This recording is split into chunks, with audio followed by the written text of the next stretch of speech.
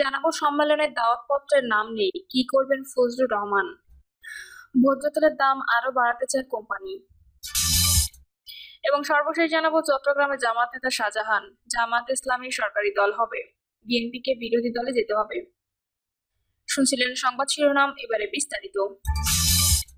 চট্টগ্রামে জামাত নেতা শাহজাহান, জামাত ইসলামী সরকারি দল হবে, বিএনপিকে বিরোধী দলে যেতে হবে। বাংলাদেশ জামায়াতে ইসলামী চট্টগ্রাম অঞ্চলের পরিচালক মোহাম্মদ শাহজাহান বলেছেন, ঢাকা বিশ্ববিদ্যালয় অন্তর থেকে তরুণ ছাত্র সমাজ বার্তা দিয়েছে, বাংলাদেশ ফ্যাসিবাদের যুগ থেকে গণতন্ত্রের যুগে পদার্পণ করেছে।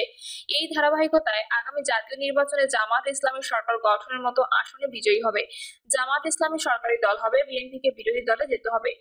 আন্দরকিল্লা শাহী জামে মসজিদ প্রাঙ্গণে অনুষ্ঠিত সমাবেশে নগর জামায়াতের ভারপ্রাপ্ত আমির মোহাম্মদ নজরুল ইসলামের সভাপতিত্বে প্রধান অতিথি ছিলেন জামায়াতের কেন্দ্রীয় সহকারী সেক্রেটারি জেনারেল রফিকুল ইসলাম খান।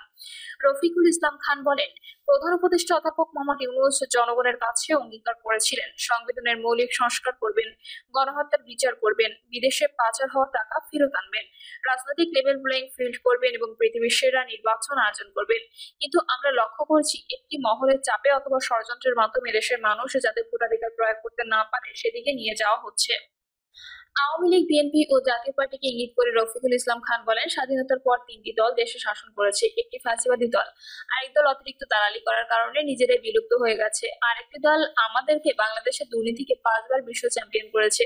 5ই আগস্টের পর থেকে চাঁদাবাজি, বালু খাওয়া, পাথর খাওয়া শেষ করেছে, এবার বাংলাদেশের মানচিত্র খাওয়া ষড়যন্ত্রে নিয়োজিত হয়েছে। প্রধান উপদেষ্টার আশপাশে ষড়যন্ত্রকারী রয়েছে উল্লেখ করে কেন্দ্রীয় এই নেতা বলেন, অনেকেই বলেন অধ্যাপক মোহাম্মদ ইউনূস সাহেব একটি রাজনৈতিক দলের পকেটে ঢুকে গেছেন।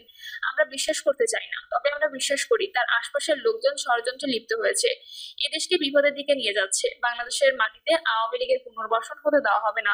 সভাপতির বক্তব্যে নগরের ভারপ্রাপ্ত আমির মোহাম্মদ নজরুল ইসলাম বলেন, দেশে অসংখ্য দৃষ্টান্ত রয়েছে যখন প্রফেশনাল অর্ডার নিয়ে সরকারের বিভিন্ন সিদ্ধান্তকে আইনগত ভিত্তি দেওয়া হয়েছে, তাহলে জুলাই সনদকে কেন আইনি ভিত্তি দেওয়া হচ্ছে না, এটি প্রশ্ন। অতি দ্রুত প্রফেশনাল অর্ডার দিয়ে জুলাই আন্দোলনকে আইনগত ভিত্তি দিতে হবে। ভোজ্য তেলের দাম আরো বাড়াতে চায় কোম্পানি। আবারও সয়াবিন ও পাম তেলের দাম বাড়াতে চায় বাজারজাতকারী প্রতিষ্ঠানগুলো। আন্তর্জাতিক বাজারে দাম বৃদ্ধির কারণ দেখিয়ে এসব ভোজ্য তেলের দাম বৃদ্ধির প্রস্তাব করা হয়েছে। দেশের ভোজ্য তেল পরিশোধন ও বিপণনকারীদের সংগঠন Bangladesh vegetable oil refiners and Vanaspati manufacturers association এ দফার সয়াবিন ও পাম অয়েলের দাম লিটারে 10 টাকা বাড়ানোর প্রস্তাব দিয়েছে বলে জানা গেছে। Bangladesh vegetable oil refiners and Vanaspati manufacturers association জানিয়েছে, আন্তর্জাতিক বাজারে প্রতি টন সয়াবিন তেলের দাম বেড়ে $1,200 ছুঁয়েছে।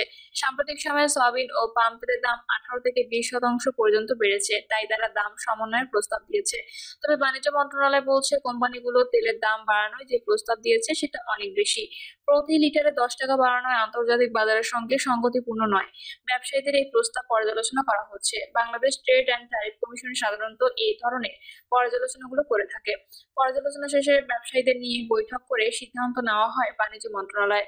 বাণিজ্য মন্ত্রণালয়ের সচিব মাহবুবুর রহমান বলেন, ব্যবসায়ীরা দাম বাড়ানোয় যে প্রস্তাব দিয়েছে সেই আন্তর্জাতিক বাজারের তুলনায় অনেক বেশি। এটা আমরা পর্যালোচনা করছি, তারপর তাদের সঙ্গে সভা করে সিদ্ধান্ত নেওয়া হবে। আজ যারা বিপ্লব করতে চান তাদের শক্তিশালী হতে হবে, বলছেন ফখরুল। আজ যারা বিপ্লব করতে চান, সমাজ বদলাতে চান, যারা সাধারণ মানুষের অবস্থার পরিবর্তন করতে চান, তাদেরকে অবশ্যই সাংগঠনিকভাবে শক্তিশালী হতে হবে, এমনটা বলছেন বিএনপি মহাসচিব মির্জা ফখরুল ইসলাম আলমগীর। বিএনপি মহাসচিব বলেন, আলোচনা সভায় একটা কথা এখানে খুব জোরে সোরে এসেছে, তা হলো সংগঠন। আমার মনে হয় ব্যক্তিগত ধারণা থেকে বিপ্লব তখনই সফল হয় যখন সংগঠন থাকে।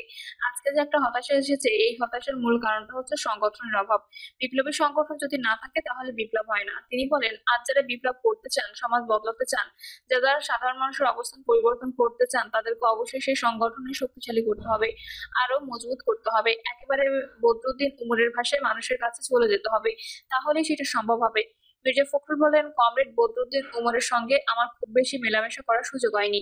উপদেষ্টা আবরার সাহেবের বাসায় গিয়েছি, সেখানে তার সঙ্গে দীর্ঘদিন কথা বলেছি। বদরুদ্দিন উমর জীবনের শেষ দিন পর্যন্ত তার আদর্শ সংগ্রামের সঙ্গে কখনো কম্প্রোমাইজ করেননি।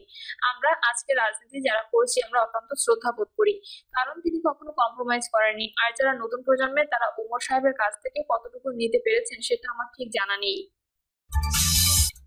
সম্মেলনে দাওয়াতপত্রের নাম নেই, কি করবেন ফজলুর রহমান।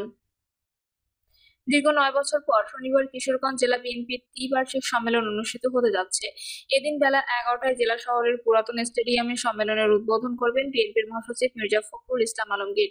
ত্রিবার্ষিক সম্মেলন 9 বছর পর হচ্ছে। সম্মেলন ঘিরে নেতাকর্মীদের মধ্যে উৎসাহ উদ্দীপনা বিরাজ করছে। এই সম্মেলনে অতিথি করা হয়নি কিশোরগঞ্জের আলোচিত নেতা বীর মুক্তিযোদ্ধা অ্যাডভোকেট মোহাম্মদ ফজলুর রহমানকে। সম্মেলনের ব্যানার ও দাওয়াতপত্রে তার নাম নেই। জুলাই গণঅভ্যুত্থান নিয়ে বিভ্রান্তিকর বক্তব্যের অভিযোগে তার দলীয় প্রাথমিক সদস্য পদ সহ সব পর্যায়ের পদ 3 মাসের জন্য স্থগিত করা হয়। এর আগে তিনি বিএনপি চেয়ারপারসন উপদেষ্টা পদে ছিলেন। কিশোরগঞ্জ জেলার সভাপতির দায়িত্বও পালন করেছেন।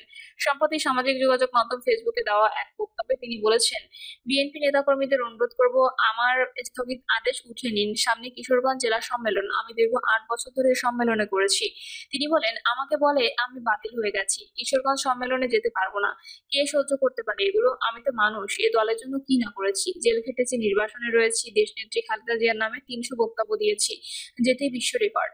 তিনি বলেন, আমার নেত্রী এখন সুস্থ, উনি জানেন না এটা। তারেক রহমান সাহেবের নামে আমি যে বক্তৃতা করি, বিএনপি নেতাদের চাঁদাবাজি ধান্দাবাজির বিরুদ্ধে আমি যে বক্তৃতা করি, এই বক্তৃতা কেউ করে না। একটা কথার জন্য আমাকে 3 মাসের জন্য দলের সব প্রকার কর্মকাণ্ড থেকে স্থগিত করা হয়েছে। আদেশ দিয়েছেন, আমি খুশি হয়েছি। এখন আপনাদের অনুরোধ করি সম্মেলনের আগে এটি তুলে দেন।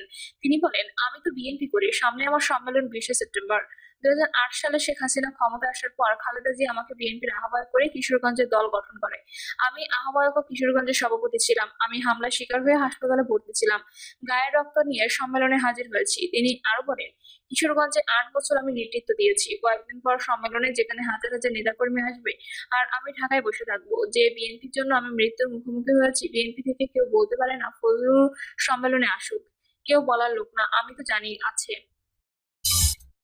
গ্রহণযোগ্যতা নেই এমন দল পিআর চায়, বলছেন মেজর হাফিজ।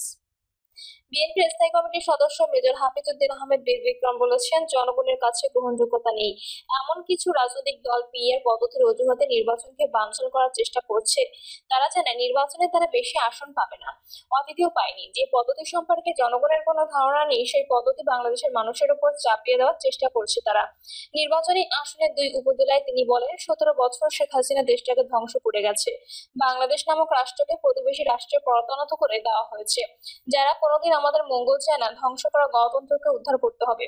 17 বছর পর কাঙ্ক্ষিত একটি সুষ্ঠু, শান্তিপূর্ণ ও অংশগ্রহণমূলক নির্বাচন আয়োজনে নিরপেক্ষ সরকারের পদক্ষেপকে স্বাগত জানাচ্ছে বিএনপি।